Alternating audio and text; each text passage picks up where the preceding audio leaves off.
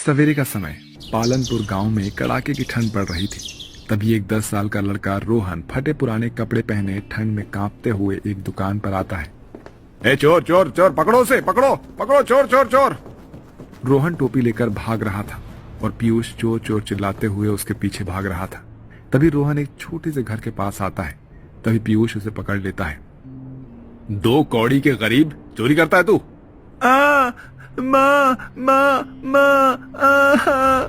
पीयूष रोहन को पीटे जा रहा था। तभी उस छोटे से घर के अंदर से फटे पुराने कपड़े पहने रोहन की माँ जानवी बाहर आती है। अरे ये क्या कर रहे हो आप भाई साहब? क्यों मार रहे हो मेरे बेटे को? ये आपका बेटा मेरी दुकान से टोपी चुरा कर लाया है। क्या? रोहन बेटा, तूने चोरी की? भाई साहब, मैं अपने बच्चे की ओर से आपसे माफी मांगती हूँ, इसे माफ कर दीजिए। रोहन बेटा, तूने चोरी क्यों की? बेटा, चोरी करना बुरी बात है। माँ, आप सारा दिन ठंड में जाकर दरिया पर कपड़े धोते हो। आपके पास ना स्वेटर है ना टोपी। आपको ठंड से बचाने के लिए मैंने वो टोपी चोरी की थी ताकि आपको ठंड ना लगे। ये सुनकर जानवी की आंखों में से आंसू आ जाते हैं।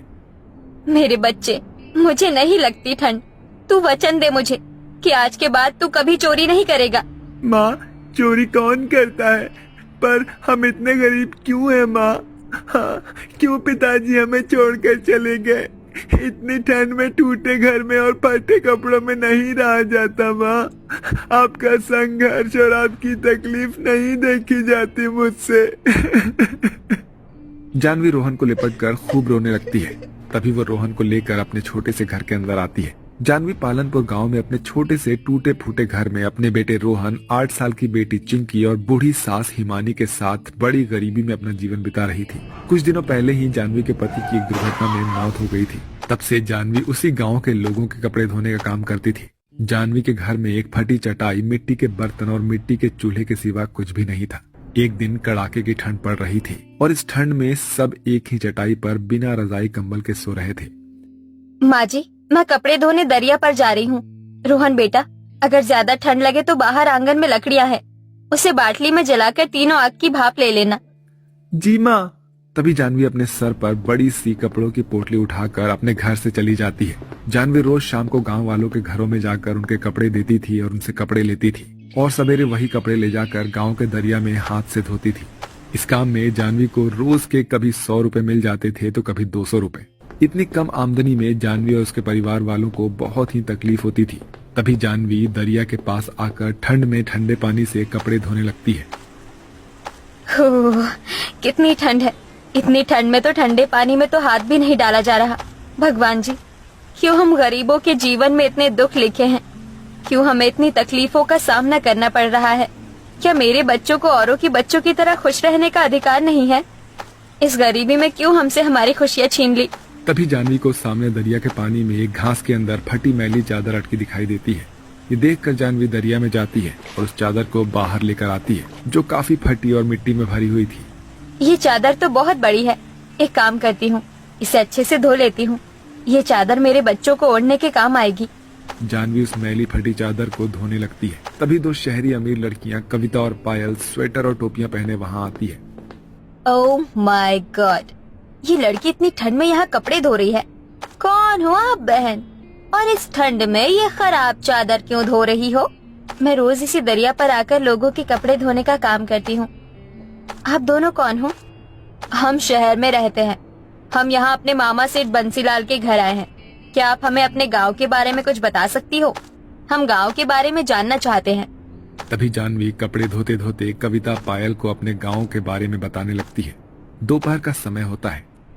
जानवी जी, आपसे मिलकर बड़ी खुशी हुई। चलिए, हम कल फिर आएंगे।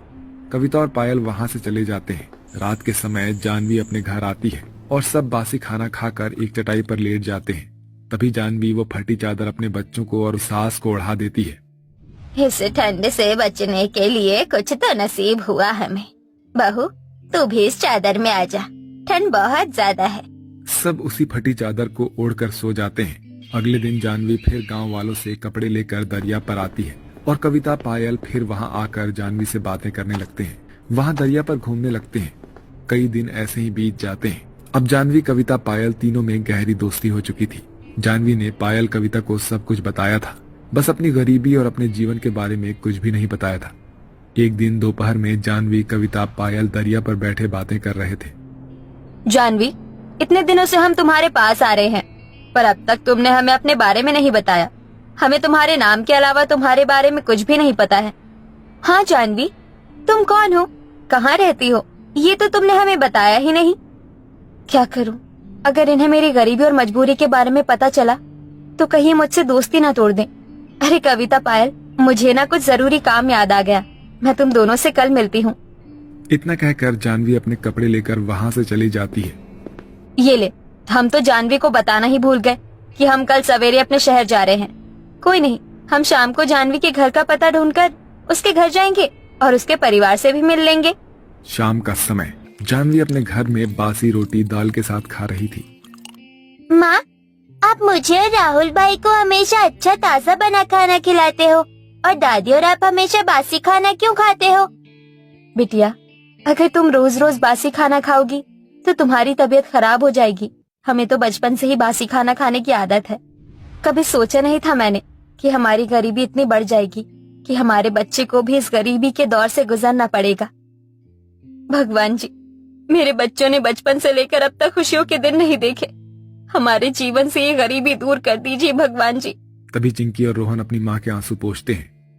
माँ, आप रोइए मत, मैं बड़ा हो जाऊंगा ना तो मैं इतने सारे पैसे कमाऊंगा कि आपको और दादी को कभी कोई तकलीफ नहीं होगी। अपने बच्चों की बातें सुनकर जानवी रोने लगती है। दोस्तों, इसी को गरीब की जिंदगी कहते हैं। माँ, बहुत ठंड लग रही है मुझे। बच्चों, तुम चटाई पर लेट जाओ, मैं पाटली में लकड़ियाँ जलाती हूँ। आग की गर्मी से तुम्हें ठंड नहीं लगेगी। तभी जानवी बाटली में लकड़ियां जलाकर उस बाटली को अपने सिराने रखती है और अपनी सास और बच्चों के साथ उसी फटी चटाई पर फटी चादर ओढ़कर लेट जाती है। तभी पायल, कविता जानवी का पता पूछकर उनके छोटे से टूटे फूटे घर के बाहर आते हैं। दोनों ने स्वेटर और सर में टोपियां पहने हुए थे। जानवी यहाँ इस छोटे से झोपड़े में रहती है?